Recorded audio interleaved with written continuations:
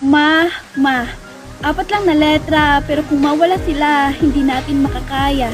Mama, ikaw ay mahalaga sa ating pamilya dahil nung kami mga bata pa, alam na namin kung paano ka magsuporta.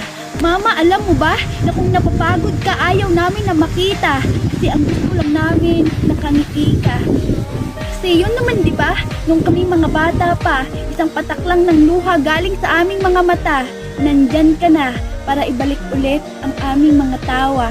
Alam ko na hindi madali ang maging isang ina kasi dumadating ka na sa part na kailangan mo nang magpakatatag para sa iyong pamilya. Kaya mama, salamat talaga. Kung minsan nasasagot man kita pero huwag kang mag-alala. Ikaw pa rin ang aking reyna, mama.